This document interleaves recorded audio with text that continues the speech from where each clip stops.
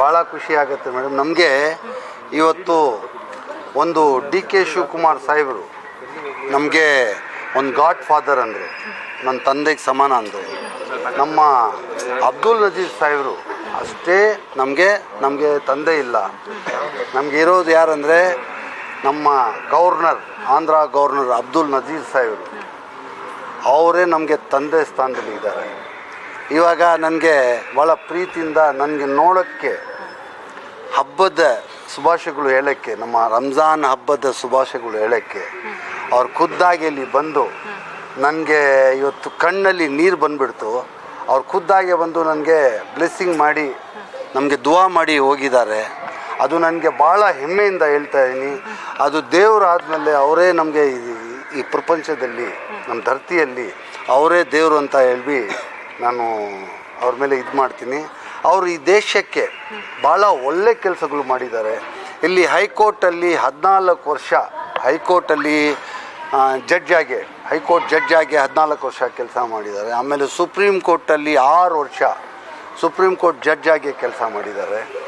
ಆಮೇಲೆ ಅವರು ಮಾಡಿರೋ ಒಳ್ಳೆ ಕೆಲಸಗಳು ನಮ್ಮ ಇಂಡಿಯಾದಲ್ಲಿ ಅಂಥ ವ್ಯಕ್ತಿ ಭಾಳ 100ರಲ್ಲಿ ಒಬ್ಬರು ನಮ್ಮ ಅಬ್ದುಲ್ ನಜೀರ್ ಸಾಹೇಬರು. ಈಗ ಬಾಬ್ರಿ ಮಸೀದಿ ವಿಚಾರದಲ್ಲಿ ಕೂಡ ಅವರು ಜಡ್ಜ್ಮೆಂಟ್, ಬಾಬ್ರಿ ಮಸೀದು ಮುಂದೆ ಅಯೋಧ್ಯ ಮಂದಿರ್ ವಿಷಯದಲ್ಲೂ ಅವರೇ ಜಡ್ಜ್ಮೆಂಟ್ ಕೊಟ್ಟು ನಮ್ಮ ದೇಶದಲ್ಲಿ ಹಿಂದೂ ಮುಸ್ಲಿಂ ಜಗಳಗಳು ಆಗ್ದಂಗೆ ಅದಕ್ಕೆ ಸೇಫ್ಟಿ ಮಾಡಿ ನಮ್ಮ ಹಿಂದೂ ಮುಸ್ಲಿಮ್ಗೆ ಬಾಯಿಯಾಗೆ ಇವಾಗ ನಾವು ಹಿಂದೂ ಭಾಯಿ ಜೊತೆಗೆ ಹಿಂದೂಗಳ ಜೊತೆಗೆ ನಮ್ಮ ಅಣ್ಣ ತಮ್ಮನ ಥರ ಬಾಯಿಯಾಗಿ ಇದ್ದೀವಿ ಅಂದರೆ ಅದು ಅಬ್ದುಲ್ ನಜೀರ್ ಒಬ್ಬರೇ ಕಾರಣ.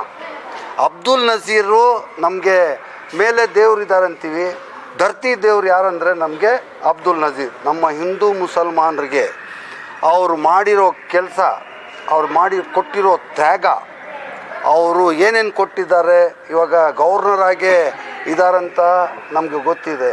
ಅವ್ರಿಗೆ ರಿಯಲ್ ಆಗಿ ಹೇಳಿದ್ರೆ ಅವ್ರಿಗೆ ಏನು ಸಂಬಳ ಬರುತ್ತೆ ಆ ಸಂಬಳನೇ ಅವ್ರ ಫ್ಯೂಚರು. ಅವ್ರ ಹತ್ರ ಏನು ಅಸೆಟ್ ಅಂತ ಹೇಳ್ಬಿಟ್ಟು ಏನೂ ಇಲ್ಲ ಅವ್ರಿಗೆ ಅಂಥ ಒಂದು ಒಳ್ಳೆ ವ್ಯಕ್ತಿ.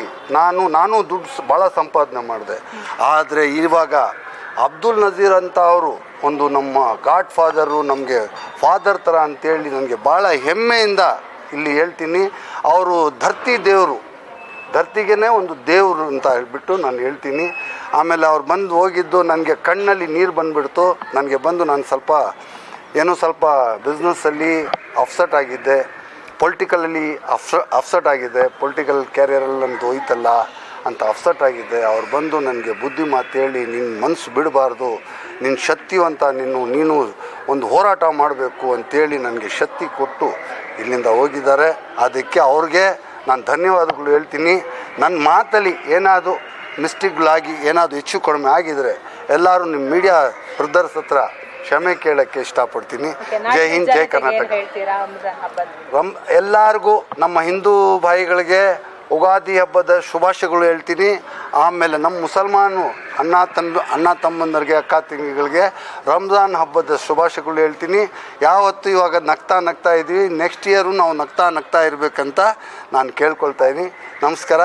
ಜೈ ಹಿಂದ್, ಜೈ ಕರ್ನಾಟಕ. ನಮಸ್ಕಾರ.